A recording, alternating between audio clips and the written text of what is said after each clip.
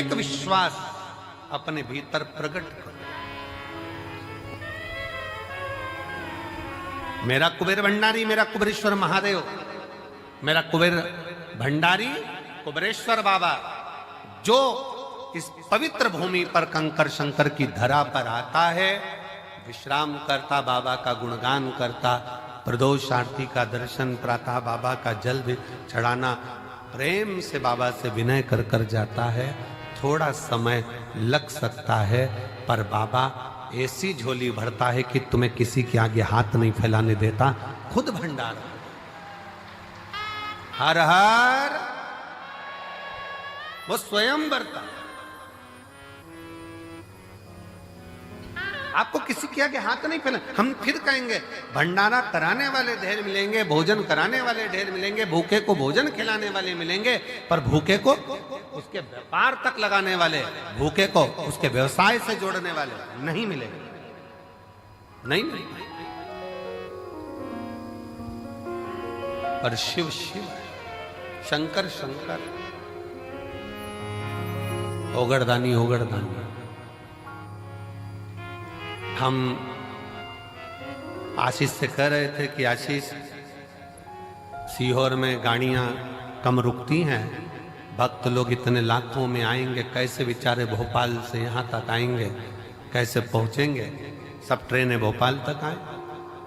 और बाबा ने ऐसी कृपा करी कुबेर भंडारी ने कि सीहोर से निकलने वाली जितनी ट्रेन, चाहे गुजरात जा रही हो, चाहे इधर जा रही हो, बिहार जा रही हो, उत्तर प्रदेश जा रही हो, सीहोर से निकलने वाली प्रत्येक ट्रेन का स्टॉपेज मैं रेल विभाग को, रेल मंत्री जी को और मध्य प्रदेश शासन के माननीय मुख्यमंत्री डॉक्टर मोहन यादव जी को मैं बहुत बहुत साधुवाद देता हूं, जिन्होंने सारी ट्रेनों का स्टॉपेज यहां कर दिया।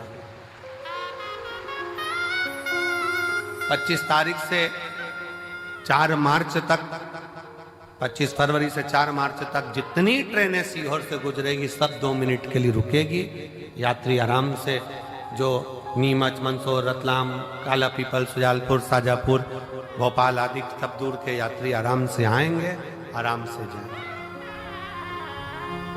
मैं माननीय डॉक्टर मोहन यादव जी को, माननीय मुख्यमंत्री जी को, रेल विभाग के सभी अधिकारियों को बहुत बहुत साधुवाद देता हूं, जिन्होंने सीहोर के लिए मेला स्पेशल ट्रेन भी चलाई। कुबेरेश्वर धाम के लिए मेला स्पेशल ट्रेन भी चलाई जाएगी इस शिवरात्रि के पावन। साधुता श्रवण करें। आयो बाबा के धाम पर, बहुत प्रेम से बैठो, अपने बाप के घर, अपने पिता के घर आयो, खूब अलमस्त होकर कथा सुनो।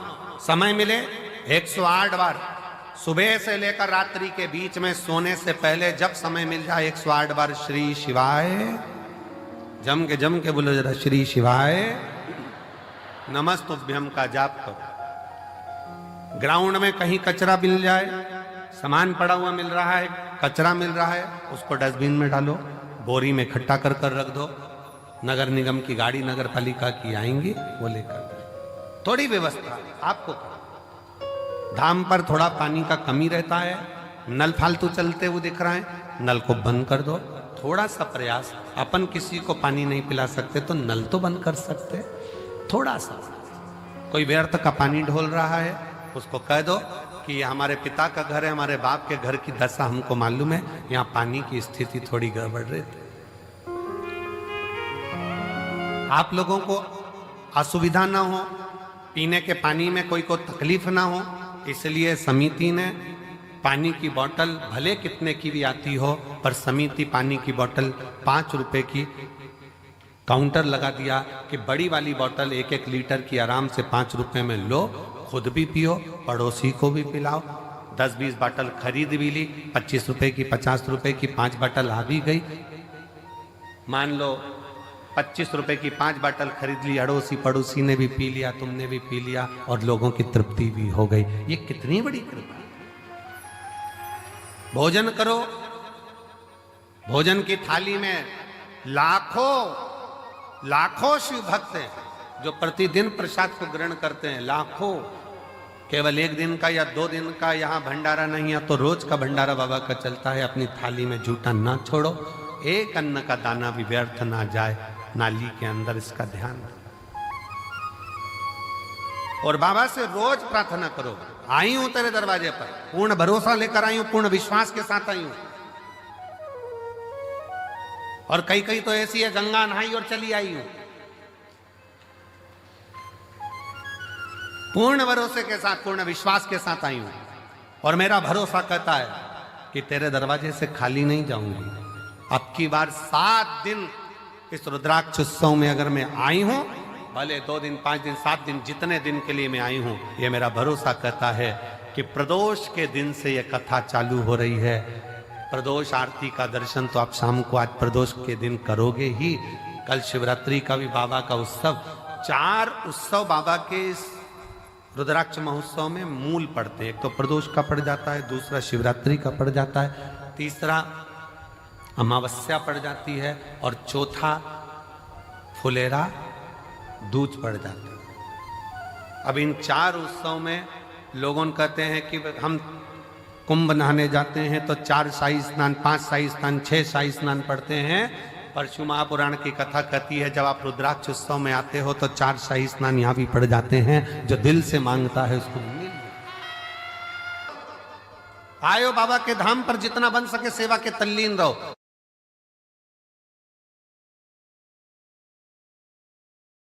आयो बाबा के धाम पर, खूब भगवत का भजन करो।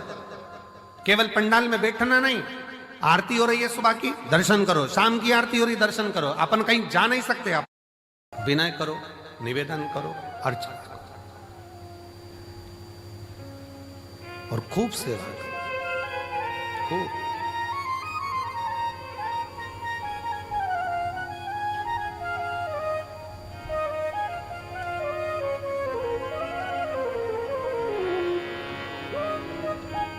शिव तत्व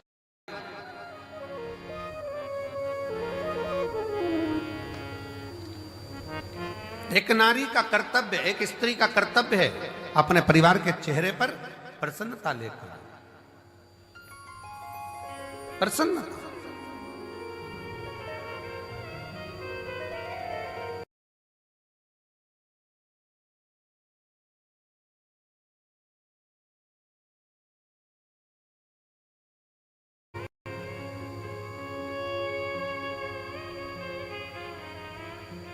सुना, रिद्धि के मन को भा गया। रिद्धि ने अपने मां अंबा जगदम्बा, मां पार्वती जी से विनय कर कर कहा, मां अब आप बाबा की सेवा करिए, हम आप दोनों के लिए तो श्रेष्ठ है।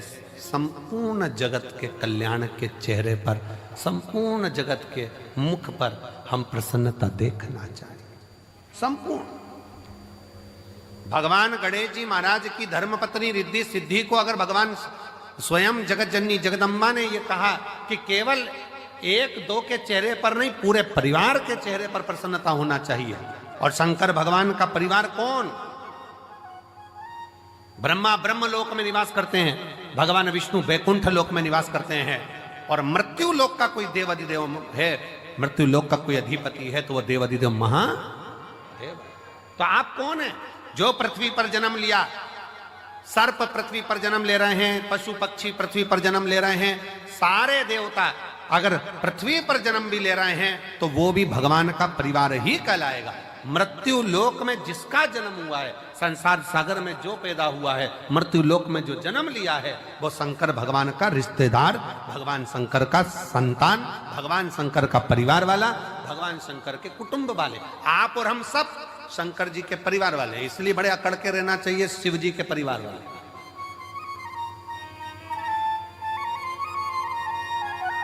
दुनिया के लोगों का काम मंत्री से होता होगा, पर शंकर के भक्त का काम तो महाकाल से होता है, मंत्र से होता है। श्री शिवाय नमस्ते। दुनिया अकड़ के चले, अकड़ के।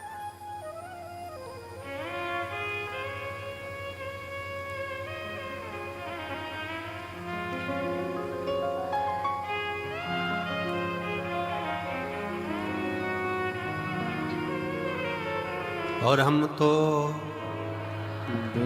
आवाज, आप लोगों की आवाज यहां तक पहुंचना चाहिए। हम तो बाबा के भरोसे चलते हैं, हम तो बाबा के भरोसे चलते हैं। ये दुनिया वाले जलते हैं, ये दुनिया वाले जलते हैं। हम तो बाबा के भरोसे चलते हैं। आप उसके आश्रित हो, उसके आश्रित, और उससे विनय करते रहो, निवेदन करते। एक पत्र है, देखिए, कावड़ के 2 लोटे भी पहुंचाए हो और पत्र भी। मैं रेखा रघुनाथ शिंदे, परवणी, महाराष्ट्र की रहने वाली हूं। कहीं बैठी हैं? आप ही हैं? आ जाओ, आ जाइए। बेटी आई है क्या साथ में? नहीं आई है? आ जाओ, आप लोग आ जाओ, बेलपत्र ले जाओ। 8 अगस्त 2022 को मेरी छोटी बेटी 11 साल की अचानक हॉस्पिटल में भर्ती किया गया। तबीयत गड़बड़ हुई, आईसीयू में रखा गया। आईसीयू में रखा और बहुत तकलीफ से गुजर रही थी। डॉक्टर ने उसका ऑपरेशन करने के लिए कहा। उसे पेनक्रिज हुई, पर सूजन आ गई थी। उसके पेट में 3 गठान हो गई थी। मेरी बेटी से 11 साल की मेरी लड़की, जिसके पेट में 3 गठान हो गई, पेनक्रिज में सूजन आ गई। बेटी से मिलने मेरी सहेली आई, तभी उसने मुझे शिव महापुराण की कथा के बारे में बताया। मैं टीवी पर कथा देखती और हर दिन शंकर जी के मंदिर में जाकर जल और बेलपत्र लेकर उसे पिलाती। मेरे पूरे परिवार ने पशुपति व्रत किया और कहने बाबा से विनती करने लगे, अपने बच्चों के लिए कुछ भी कर सकती हूं, ऐसा विचार कर आपकी कथाएं सुनती रही। गुरुजी, इतनी तकलीफ बच्ची को थी 2022 से। 17 कथा मैंने पंडालों में सुनी है अपनी लड़की के लिए। कारण डॉक्टर ने कह दिया था कि इसका ऑपरेशन हम उसके गर्भ के गठान का कर देंगे, पर जब ये बड़ी होगी उस समय पर ये गठान जो है इसकी सरल नहीं है, सहज जांचे भी होगी और वो सहज नहीं है। बड़ी बीमारी के चांस बताए। टेंशन में पूरा घर हो गया। ऑपरेशन कर भी देंगे, पर वो ऑपरेशन होने के बाद इसकी क्या स्थिति रहे वो कुछ नहीं कर सकते।